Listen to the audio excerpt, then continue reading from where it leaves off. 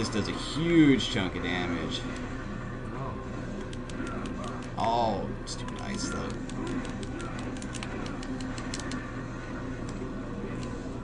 And it also resets both damage you've done to the cores in terms of like changing their core state. Like, since I've turned this core green, it's going to stay green, but it doesn't have any damage counted on it anymore, so it won't break further. I do not want to turn this core red under any circumstance.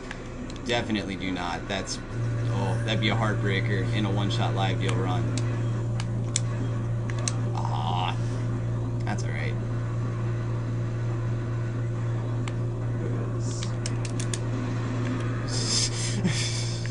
I didn't really want to trigger that attack, but he was that close to dead, it didn't really matter. And wait for the refill.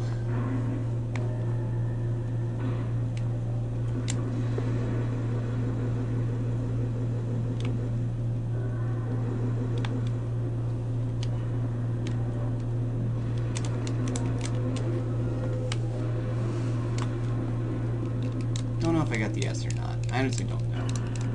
Got it.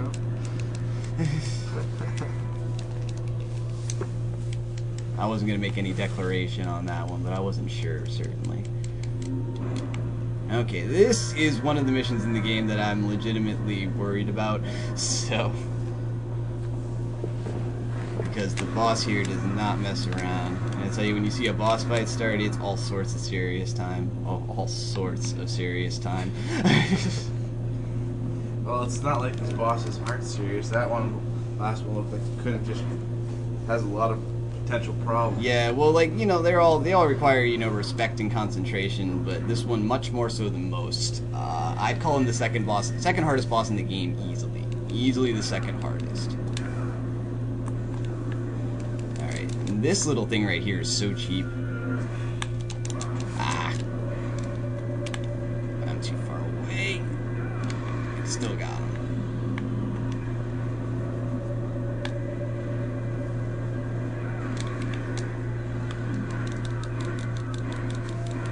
Kick 13, lock him to get back some Devil Trigger.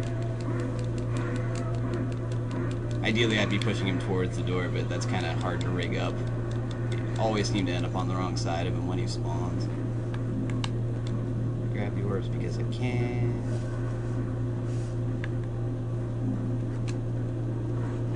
You need to get nobodies or fetishes in here. Nobodies are better for the first trip, but oh well.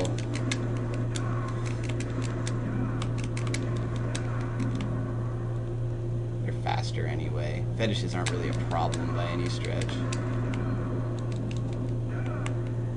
Alright, now this one I'm gonna walk back to the other one because when there's less than 2 more start spawning, and that's a problem. But you kill the last 2 real close together, the timer stops and I can leave the room. So, but really, if you trigger the spawning, they will just keep coming. Yeah, go BM, man. Some guy has been recording and posting them. They're trying to take some awesome moments from the marathon. I'm sorry if I'm scaring you all by staring, but I'm just trying to be respectful of Sir Breakdown here. Sir Breakdown. Yes, he has been knighted. Got a visit from the Queen coming. Oh yes. Because he gives everyone the man status. Indeed. So oddly enough, I got people calling me the man. All I did was call other people the man, and all of a sudden everyone's like, "Ship Breakdown, you're the man." No, you get what you give there. I guess so. And I gotta say, this section right here just seems so, like the swimming level is just so amazingly out of place, and it's probably the single most boring element. It's just like, you can't just touch the crank and have him turn it by himself. No, no, no, you have to sit there and spin the analog stick. Loo. It's so much fun, yes. I'm interacting with the game. It's such an immersive experience. I know what it's like to turn a crank. That was a valid idea, because every new game used that. You're only to interacting, not playing anymore. Now here I want fetishes, because all I want to do is build up my Devil Trigger gauge going into Nello 3. It's really all I want, is full Devil Trigger, and if I'm missing health, to get it back. Alright, switch to Ifrit. Alright. Deep breath. And yeah, serious time. All sorts of serious time. Here goes nothing.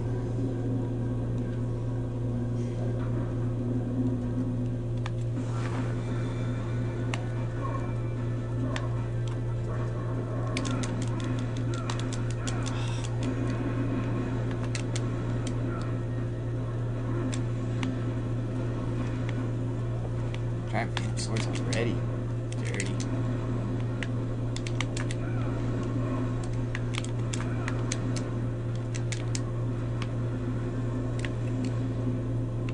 Where is he?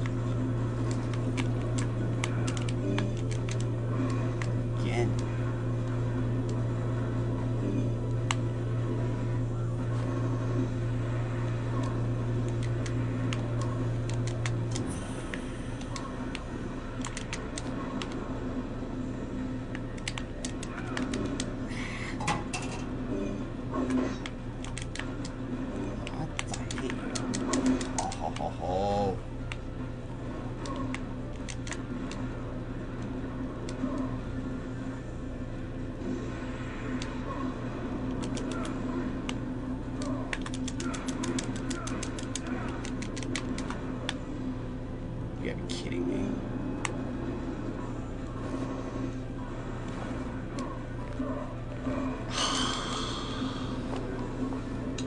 That's one.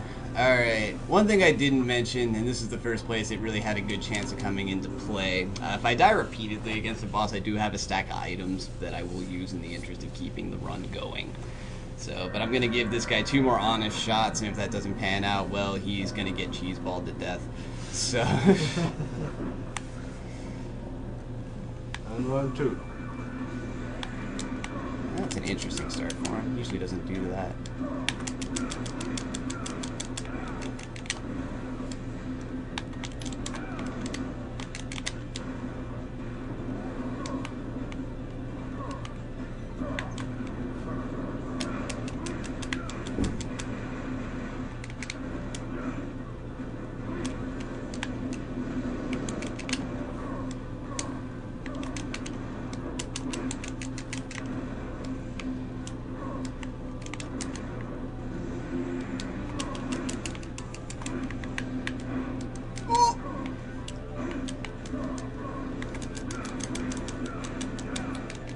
I'm not sure how I got out of that without taking a hit, but I won't complain about it.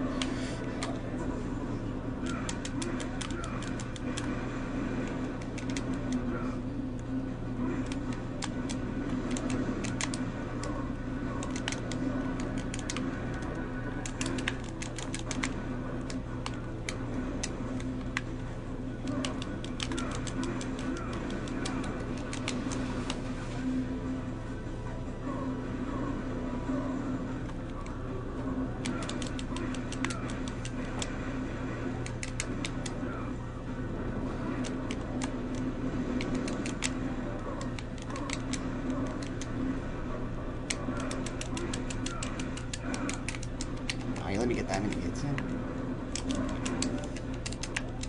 Ah. Oh, that's so lucky. Rather be lucky than good. Did not want to kick 13 there.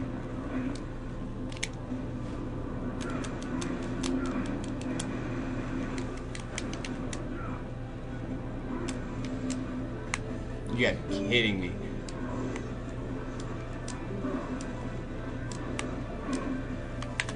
See ya.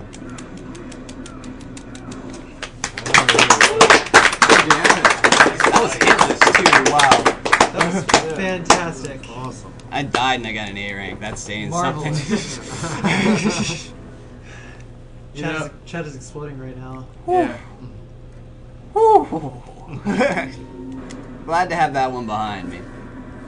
That damage is pretty good. Yeah, too bad he killed me once. Yeah, Right. that doesn't count. Yeah. Nobody saw that. We will Yo, cut it out Orb later. says it didn't happen. Yeah. In the words of Prince of Persia, no, that's not how it happened. Let me start again. Yeah. Move along, nothing to see here. Move that way, move the right way. You move the right way. That first sin has the potential to be either very cooperative or very uncooperative. And in that case, very cooperative. Oh, and you devil triggered. Son of a... Oh, it's just one. Oh, got it. Before it devil triggered. Very nice. So...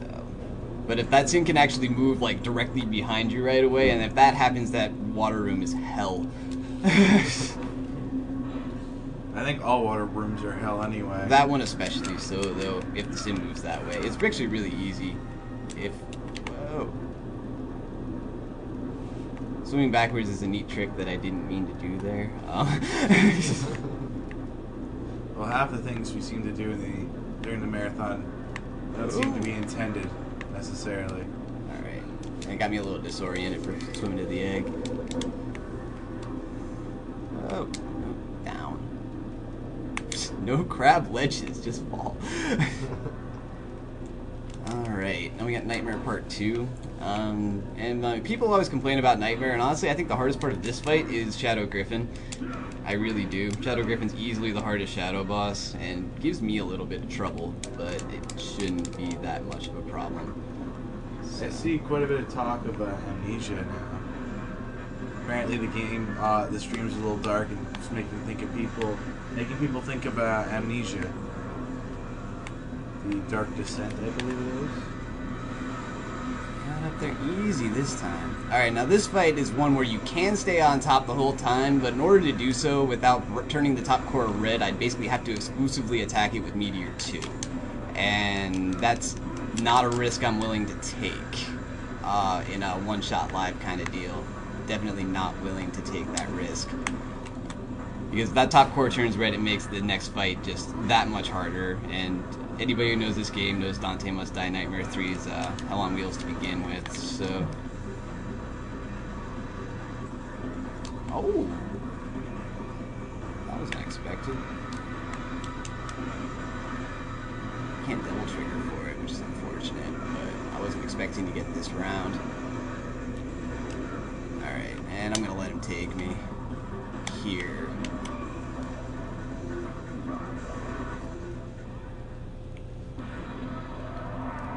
Because that resets the damage on the core, so I don't have to worry about turning it red. You can't turn it red on in the first fight, so I could have kept dropping Infernos on it, but it actually works out that the most damaging thing you can do to it is attack it with charged kicks and punches, the PPKK combo.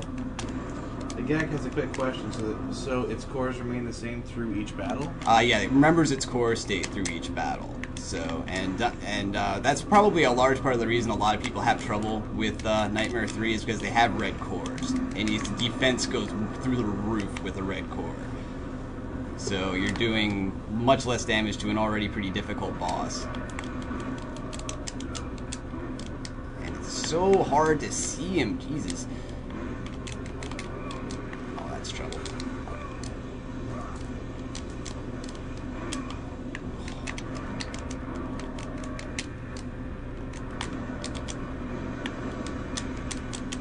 You got me. It's ridiculous.